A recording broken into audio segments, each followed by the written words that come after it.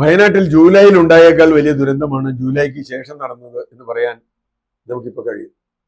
എന്താ കാര്യം? എന്ത് നഷ്ടപരിഹാരമാണ്, പുനരധിവാസമാണ് വയനാട്ടിൽ ഇത്ര കാലം കൊണ്ട് നടന്നത് എന്ന് പറയേണ്ടതുണ്ട്. നിരവധി കാര്യങ്ങളുണ്ട്. ആദ്യം കൊടുത്ത കുറച്ച് പൈസയൊക്കെ ഉണ്ട്.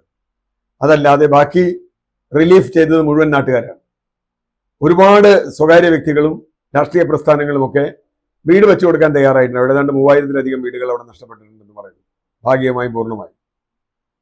ഇതിൽ സ്ഥലം കണ്ടെത്തുക എന്ന പ്രധാനമായ ജോലി ചെയ്യേണ്ടത് ആരാണ്? സ്റ്റേറ്റാണ്.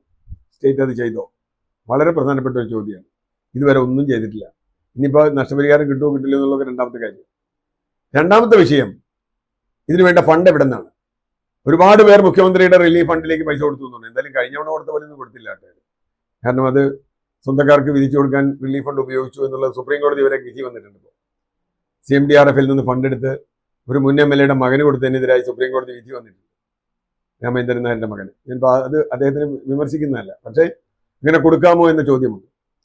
അപ്പോൾ ഒന്നാമത്തെ വിഷയം, ഇങ്ങനെ ഉള്ളൊരു ദുരന്തമുണ്ടായാൽ അതിനെ നേരിടാൻ സംസ്ഥാന സർക്കാർ എന്തു ചെയ്തു എന്ന പ്രധാനപ്പെട്ട ഒരു ചോദ്യം നിൽക്കുന്നുണ്ട്. അതുപോലെ തന്നെ പ്രധാനമാണ്, അതിലും പ്രധാനമാണ് ഈ ഒരു എന്താ പറയുക, ഞാൻ ആ ഭാഷ ഉപയോഗിക്കുന്ന ഒരു പ്രത്യേകതരം ഷോ നമ്മുടെ പ്രധാനമന്ത്രി ഇവിടെ ഒന്ന് നടത്തി. ഓഗസ്റ്റ് മാസത്തിൽ വന്നിട്ട് കുട്ടിയെ കവളത്ത് പിടിക്കുക, അങ്ങനെ കാണിക്കുക, ഞാൻ നിങ്ങളുടെ കൂടെ ഉണ്ടെന്ന് പറയുക. 5 പൈസ ഇതുവരെ കൊടുത്തിട്ടില്ല. 5 പൈസ. ഇത്രയും വലിയൊരു ദുരന്തം ഉണ്ടായിട്ട് വയനാട്ടിൽ BJPക്ക് വോട്ട് കുറവായതുകൊണ്ടാണോ കൊടുക്കാത്തതെന്ന് എനിക്കറിയില്ല. ഏതായാലും 5 പൈസ കൊടുത്തിട്ടില്ല. അത് അപേക്ഷ എന്നാ തന്നേന്നുള്ള കാര്യമൊക്കെ നമുക്ക് രണ്ടാമതിലേക്ക് വരാം. ഇത്രയും ദുരന്തമുണ്ടായി എന്ന് പ്രധാനമന്ത്രിയും കേന്ദ്ര സർക്കാരും നേരിട്ട് കണ്ടിട്ടും ഇതുവരെ ഒരു പൈസ കൊടുക്കാത്ത ഒരു കേന്ദ്ര സർക്കാർ കേരളം കേന്ദ്രത്തിന്റെ ഭാഗമാണോ എന്ന് ചോദിക്കുന്ന തരത്തിലുള്ള ഒരു സമീപനമാണ് എടുത്തിട്ടുള്ളത്. അതുകൊണ്ട് തന്നെ അതിൽ കുറ്റകരമായ ഒരു ഇടപെടൽ അല്ലെങ്കിൽ ഒരു തെറ്റ്, വളരെ വലിയ കുറ്റമാണ് ചെയ്തിട്ടുള്ളത്. കാരണം കേരളത്തിലെ ജനങ്ങളെ അപമാനിക്കുന്നതിന് തുല്യമാണ് അത് ചെയ്തിട്ടുള്ളത്. ബാക്കി കാര്യങ്ങളൊക്കെ കേരള സർക്കാരിന്റെ ഭാഗത്ത് നിന്ന് വേണ്ടത്ര കാര്യങ്ങൾ ഉണ്ടായോ? ഇന്നിപ്പോ നമ്മുടെ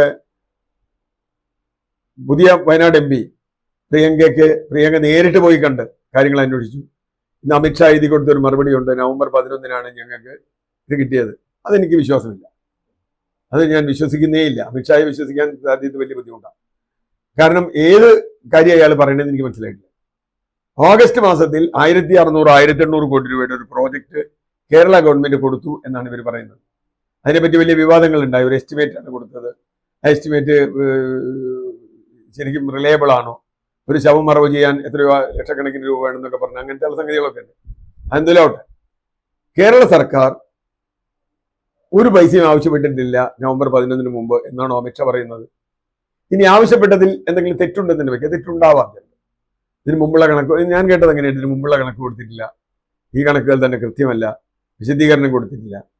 കൊടുത്തതായി രേഖയുണ്ട് എന്ന്, ആഗസ്റ്റിൽ കൊടുത്തതായി രേഖയുണ്ട് എന്നും അതവിടെ സ്വീകരിച്ചതായി രേഖയുണ്ട് എന്നും ബഹുമാനപ്പെട്ട റവന്യൂ മന്ത്രി രാജൻ എന്ന് പത്രക്കാരോട് പറഞ്ഞു. നുണയാവാൻ വഴിയില്ല. കാരണം കേരളം കൊടുക്കാതിരിക്കില്ല. കൊടുത്ത് ശരിയോ തെറ്റോ എന്നുള്ളത് രണ്ടാമത്തെ വിഷയം. രണ്ടാമത്തെ വിഷയം, മുഖ്യമന്ത്രി നേരിട്ട് കേന്ദ്ര ഗവൺമെന്റിനെ കണ്ട് അമിത്ഷായെ മന്ത്രിമാരെയൊക്കെ കണ്ട് സംസാരിച്ചിട്ടുണ്ട്. അതുകൊണ്ട് ഫണ്ട് കിട്ടും എന്നൊരു ഉറപ്പ് പറഞ്ഞിരുന്നു. അതും കിട്ടിയിട്ടില്ല. ഇതുവരെ ഒരു പൈസ കിട്ടിയിട്ടില്ല. വയനാട് പോലൊരു ദുരന്തം നടന്നിട്ട് ഇപ്പൊ 6 മാസം കഴിയും. 6 മാസം കഴിഞ്ഞിട്ടും ഒരു പൈസ പോലും ഒരു കേന്ദ്രം കൊടുത്തിട്ടില്ല എങ്കിൽ ഞാൻ പറയുന്നത് അവർക്കിപ്പോ ഈ കണക്ക് കിട്ടാൻ നിൽക്കട്ടെ. പല കാര്യങ്ങൾക്കും അഡ്വാൻസ് കൊടുക്കാറുണ്ടല്ലോ. 3000 കോടി രൂപയൊക്കെ ആന്ധ്രയ്ക്ക് കൊടുത്തിട്ടുണ്ടല്ലോ. അഡ്വാൻസ് കണക്ക് കിട്ടിയിട്ടാണ് കൊടുത്തല്ലോ.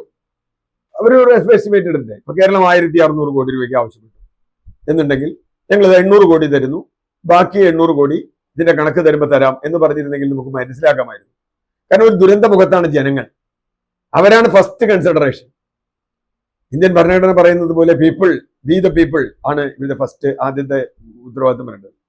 അതിൽ നിന്ന് വളരെ മോശപ്പെട്ട രീതിയിൽ ഒഴിഞ്ഞു മാറുകയാണ് കേന്ദ്ര സർക്കാർ ചെയ്യുന്നത്. നമുക്ക് താത്വികമായോ സാങ്കേതികമായോ ചില ന്യായങ്ങൾ അങ്ങോട്ടും ഇങ്ങോട്ടും ഒക്കെ പറയാം. പക്ഷെ വയനാട്ടിലെ ജനങ്ങളുടെ സ്ഥിതി എന്താ? ഇപ്പോൾ വയനാട്ടിലെ ജനങ്ങളുടെ സ്ഥിതി പരമദയനീയമാണ്. ഇരകളാക്കപ്പെട്ടവർ എവിടെ പുനരധിവസിപ്പിക്കപ്പെടുമെന്ന് പോലും ഇപ്പോഴും അറിയാതെ 6 മാസമായി നടക്കുക.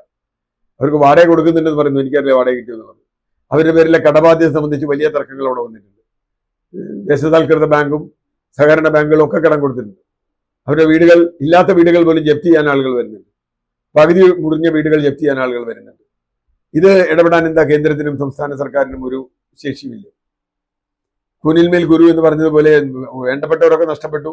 അവസാനം വരുമ്പോൾ ഉള്ള വീടും കൂടി ജപ്തി ചെയ്ത് കൊണ്ടുപോയാൽ പിന്നെ നാട്ടുകാരെന്താ ചെയ്യേണ്ടത്? അപ്പൊ നാട്ടുകാരെ സംബന്ധിച്ചിടത്തോളം ഈ തർക്കം ഒരു ചക്കളത്തി പോരാട്ടമാണ് എന്ന് രാഷ്ട്രീയമായി ശരിയല്ലാത്ത ഭാഷയിൽ എനിക്ക് പറയാൻ കഴിയും. ചക്കളത്തി പോരാട്ടം ഒരു രാഷ്ട്രീയമായി ശരിയല്ലാത്ത ഭാഷയെന്ന് എനിക്കറിയാം. പക്ഷെ ഇപ്പൊ ആ ഭാഷ എനിക്കറിയാവൂ, അതുകൊണ്ട് ഞാനത് ഉപയോഗിച്ചതാണ്.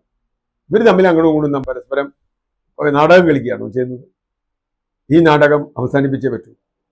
പാർലമെന്റിൽ പ്രിയങ്ക അവരുടെ ശബ്ദം ഉന്നയിച്ചിട്ടുണ്ട്. വയനാടിന്റെ ശബ്ദമായി മാറുമെന്ന് ഞാൻ പ്രതീക്ഷിക്കുന്നു. വളരെ ഉറച്ച ശബ്ദമുള്ള ഒരാളാണ്, പാർലമെന്റിൽ വലിയ സ്വാധീനമുള്ള ആളാണ് പ്രിയങ്ക. അവരുടെ ചോദ്യങ്ങൾക്ക് മറുപടി പറയാതെ പോകാൻ കഴിയില്ല. അതുകൊണ്ട് തന്നെ കേരളത്തിൽ അതൊരു കക്ഷി രാഷ്ട്രീയമായി എടുക്കണമെന്ന് ഞാൻ പറയില്ല. കേരളത്തിലെ 29 എംപിമാരും പ്രിയങ്ക അടക്കം ഇക്കാര്യത്തിൽ നിൽക്കണം. പിന്നെ LDF UDF ഒന്നിച്ചു നിൽക്കുന്നില്ല എന്നൊരു വാദമുണ്ട്. അത് UDFകാർ പറയുന്നതിൽ കുറച്ചൊരു കാര്യമുണ്ട്. കാരണം എന്താ വെച്ചാൽ ഞാനത് അങ്ങനെ കാണുന്നത്, നിങ്ങളുടെ കൂടെ നല്ലൊരു കാര്യമില്ല, നിങ്ങളെപ്പോഴാണ് കാലുമാറാന്നറിയില്ല എന്നാണ്. അപ്പൊ അതുകൊണ്ട് അതെന്തോട്ടെ, ആ തർക്കവും എനിക്ക് താല്പര്യമില്ല. അതിനേക്കാൾ പ്രധാനം വയനാട്ടിലെ ജനങ്ങളുടെ പുനരധിവാസമാണ്. മാത്രമല്ല, ഈ കീഴ്വഴക്കം ഇല്ലെങ്കിൽ കേരളം ഇപ്പോഴും ദുരന്തങ്ങളൊന്നും അവസാനിച്ച സ്ഥലമല്ല. കാലാവസ്ഥാ മാറ്റം കേരളത്തിൽ ഇനിയും ദുരന്തങ്ങൾ ഉണ്ടാകുമെന്ന ഭീതിയുള്ള ഒരാളാണ് ഞാൻ. അതുകൊണ്ട് ഇപ്പൊ എന്താണ് ഒരു പ്രസിഡൻസ് ഉണ്ടാക്കി വെക്കുന്നത്? ഏറ്റവും ചുരുങ്ങിയത് കേന്ദ്രം ഒരു എമൗണ്ട്, അവർ കണക്കാക്കുന്ന ഒരു എമൗണ്ട് എത്രയാണെങ്കിലും, അവർക്കുണ്ടല്ല ഏജൻസികളൊക്കെ 6 മാസമായില്ലേ, ഒരു എമൗണ്ട് കേരളത്തിൽ കൊടുത്തിട്ട് ഇത് നിങ്ങൾ ചെയ്യൂ, ബാക്കി ഞങ്ങൾ കണക്ക് വരുമ്പോൾ തരാം എന്ന് പറയുകയായിരുന്നു വേണ്ടിയിരുന്നത്. അതിന് പകരം അമിത്ഷായെ പോലെ ഒരാൾ നവംബർ 11 വന്നിട്ടുള്ളൂ. നവംബർ 11 ഇപ്പോൾ 1 മാസമായല്ലോ. എന്തേ കൊടുക്കാഞ്ഞത്? എന്തേ ക്ലാരിഫൈ ചെയ്യാഞ്ഞത്? അപ്പൊ ഇത്തരം ന്യായങ്ങൾ പറയുകയല്ല. സാങ്കേതികത്വമല്ല ജനങ്ങളുടെ ജീവിതത്തിൽ വേണ്ടത്. ചുവപ്പ് നാട, മന്ത്രിമാർ കെട്ടുന്ന ചുവപ്പ് നാട പോലെയായി ഇപ്പൊ കാര്യങ്ങൾ. അത് അഴിച്ചു കളയണം. വയനാട്ടിലെ ജനങ്ങൾക്ക് അടിയന്തരമായി സഹായം എത്തിക്കണം.